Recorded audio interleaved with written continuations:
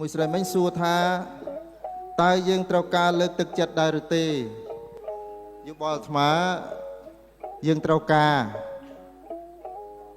រការលើកទឹកចិត្តពីគ្រួសារសំណួរសួរតទៀតថាចុះបើអត់មានអ្នកលើកទឹកចិត្តយើងត្រូវការដែរឬទេថាបើអត់ទេមិនបាច់ទេអ្នកខ្លះកើតមក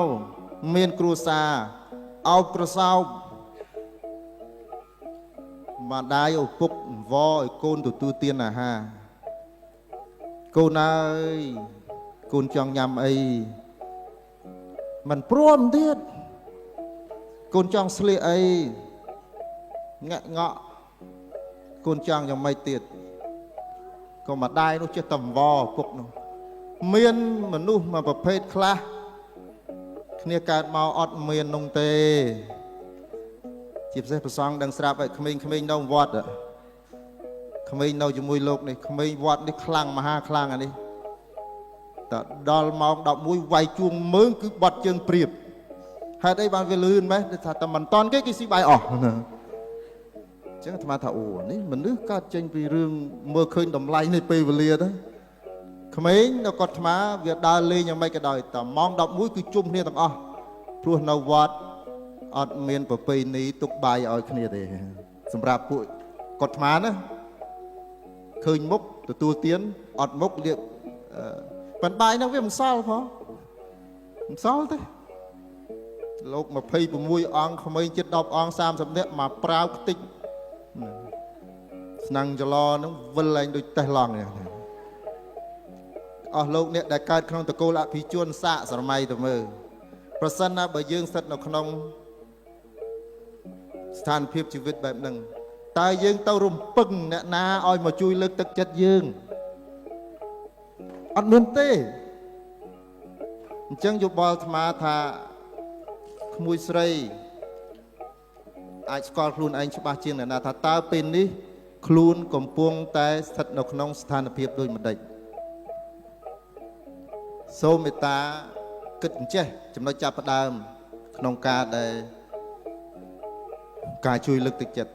សូម្បីតែស្រមោលរបស់យើងក៏ចាក់ចេញពីយើងដែរ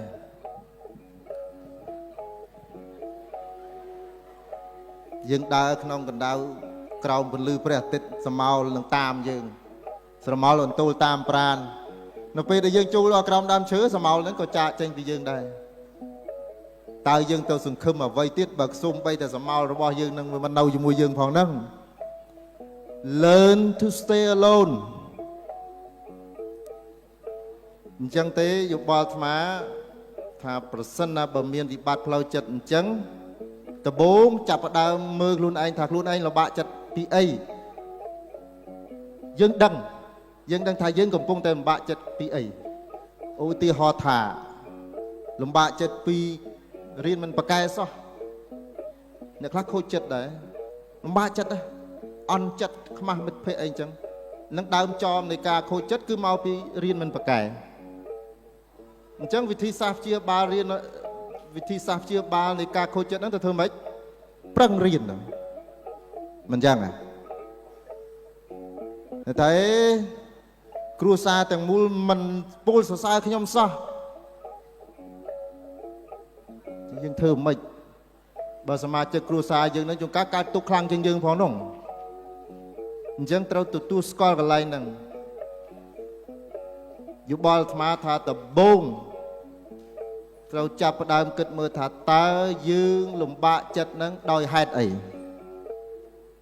ប៉ុណ្្នឹងសិនរស់ហេតុនឹងឃើញទើបអាចព្យាបាលបានដែលឃើញមនុស្សខឹងអ្នកខ្លះមនុស្សខ្លះចូលចិត្តខឹងទេខឹងលោកនោះនិយាយយូរនេះយូរឯងចិត្តដល់ម៉ោងចេញហើយមិនព្រមជាប់សោះនិយាយហើយមិនដែលបានមកនិយាយយូរតិចនិយាយ3ម៉ោងទៀតហ្មងអ្នកខ្លះថាបើថាអ្នកខ្លះមានធម្មជាតិផ្លូវចិត្តមួយយ៉ាងទៅគ្រប់រឿងស្អីក៏ទៅដែរអានេះក៏ខ្វេនេះផឹកកើតមកហាងនេះឯងចូលចេះចុះជិះឡានទៅឡានជិះម៉ូតូទៅម៉ូតូដើរជួបឆ្កែទៅឆ្កែទៅទាំងអស់ដែលមាននេះអញ្ចឹងមានពេលមួយយើងក៏អញ្ចឹងដែរ អ្នកខ្លះទៅអស់កន្លែងទៅភ្លើងស្តុបបណ្ដោយណាយេភ្លើងស្តុបនេះយូរកាលណាជីវិតរបស់យើងធ្លាក់ដល់ដំណាក់កាលមួយយើងចាប់ផ្ដើមទៅភ្លើងស្តុបហើយសូមប្រកាសអាសន្នហើយដល់